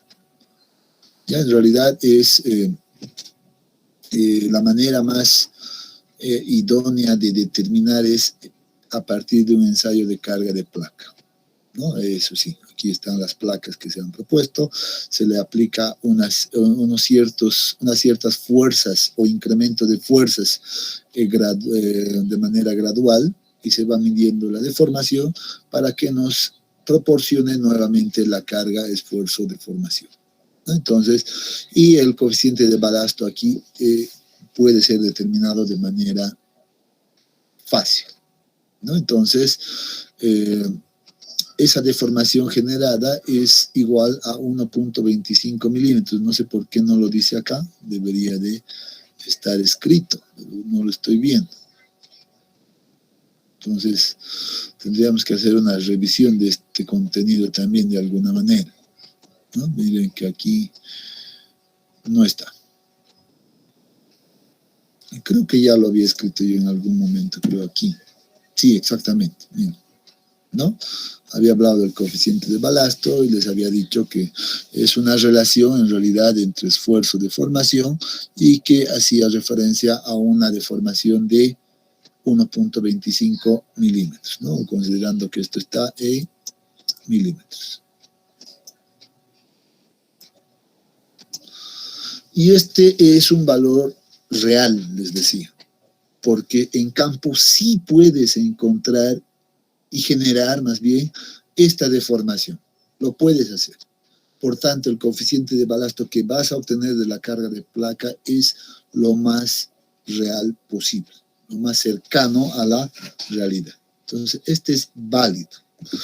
Sin embargo, créanme, en la práctica mismo, casi nadie, así lo digo con esa énfasis, casi nadie ya utiliza el ensayo de carga de placa para determinar esta propiedad importante. Casi nadie. ¿Y qué hacen? Bueno, lo que hacen es principalmente irse a valores, en este caso, de empíricas, ¿no? Entonces es lo que dice.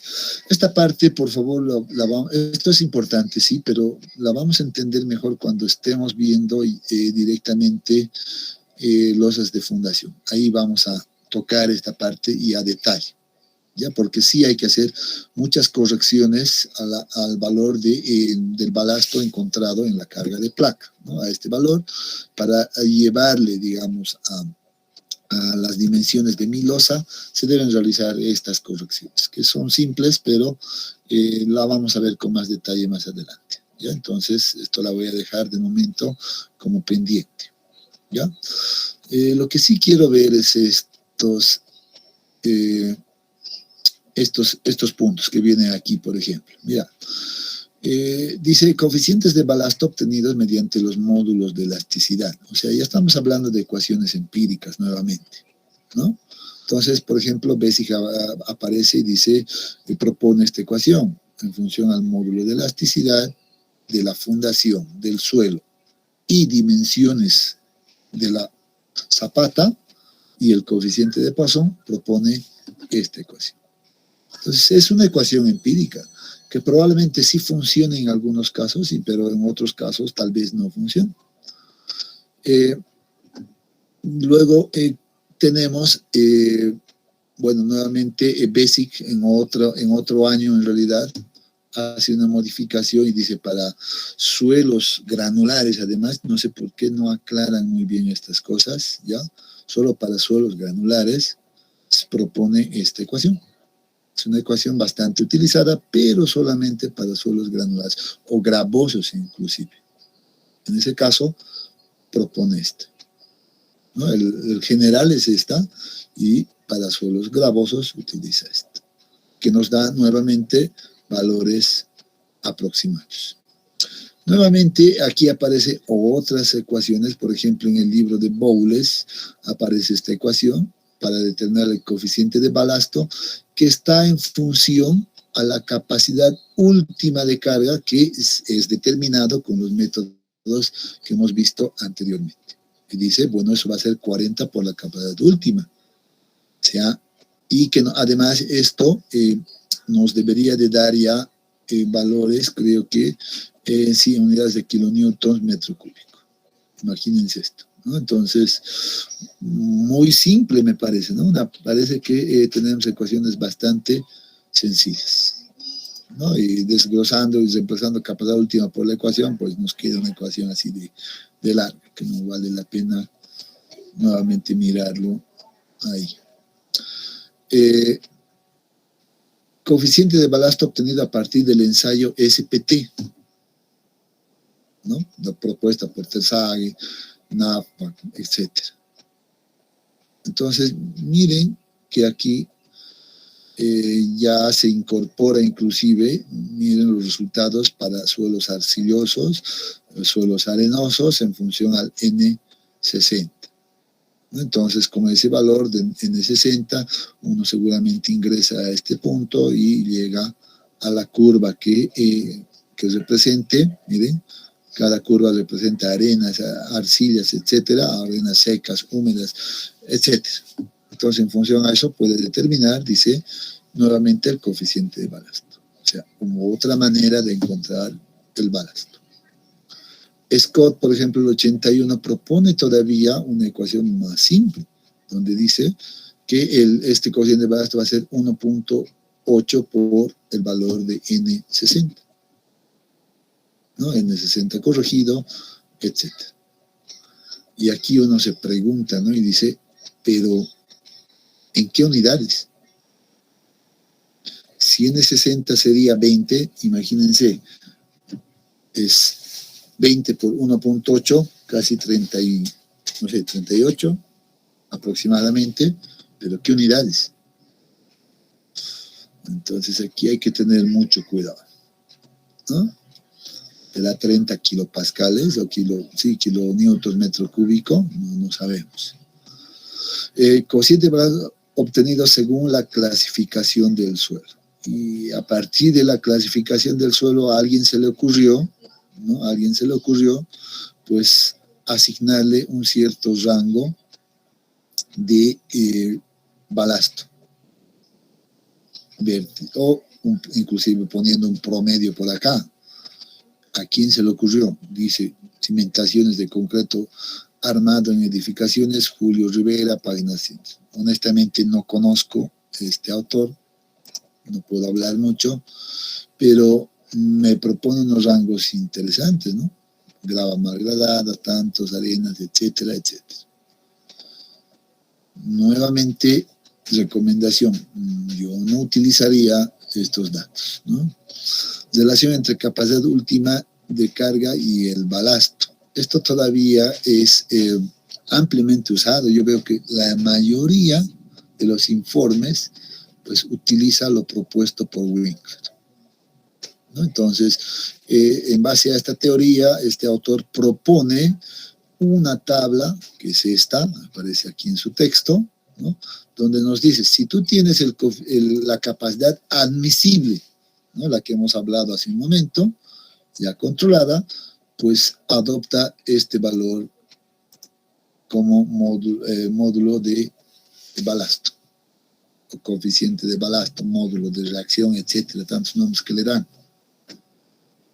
Que uno dice, imagínense, miren, 0.25 no sé cuándo vamos a tener, pero si yo tengo una arcilla, por ejemplo, con una capacidad admisible de 0.5, bueno, mi balasto dice que es casi el doble, ¿no? 1.3 aquí, un poco más del doble inclusive, va a ser el balasto. Si tengo una capacidad admisible de 1, miren, casi la relación del doble se va manteniendo, voy a 2.2, etcétera. Si tengo una capacidad admisible de 2, no sé dónde está eso, aquí está, de 2, aquí ya la relación ya es de exactamente el doble, ¿no? Y así uno puede adoptar estos valores. Y la verdad, yo he visto en la mayoría de los informes, todos utilizan Winkler. ¿Qué se debería de hacer? Pues el ensayo de carga de placa. Y muy bien, con esto estaríamos terminando la revisión de la parte de la geotécnica. Vamos a hablar mucho de esto. Imagínense esto que es realmente un parámetro muy difícil de obtener, con tantas referencias que hemos visto, tipo de suelos, el valor N60, propuesto por Terzaghi, dependiendo del tipo de material, etcétera. No sé, lo que dice Bowles, lo que dice Basic, etcétera. Hay un montón de referencias y hay más todavía, ¿no? Uno puede encontrar muchas más. Entonces, con tan amplias posibilidades, uno dice, pues, ¿qué hago? Adopto el que me está diciendo, por ejemplo, lo que aparece en la tabla de Winkler, adopto lo que dice Basic, etcétera, ¿no? Entonces uno empieza a hacer un análisis de ese valor y que lo único que genera o que consigue es confundirse más, porque van a ver que si utilizamos un criterio, utilizamos el otro, vamos a tener pues valores totalmente diferentes del coeficiente de balasto. Muy diferente. Pues ahí ya viene la decisión de cada uno, y pues si uno quiere trabajar de manera precisa, entonces pida al laboratorio que hagan esto. Esta es la manera exacta, en realidad, o más real, o más cercano a lo real, hacer un ensayo de carga de placa. No hay otro camino. Porque si no, vamos a estar dentro de una incertidumbre, pero amplia, bastante amplia, con tantos valores que aparecen acá, ¿no? Tantos valores que están ahí. ¿Algún comentario, consulta que quieran hacer hasta este punto? Miren que ya hemos terminado de darle una mirada a ese capítulo y ya estamos ingresando a lo que son las zapatas o diseño de zapatas de fundación. ¿Algo que quieran decir acá, jóvenes?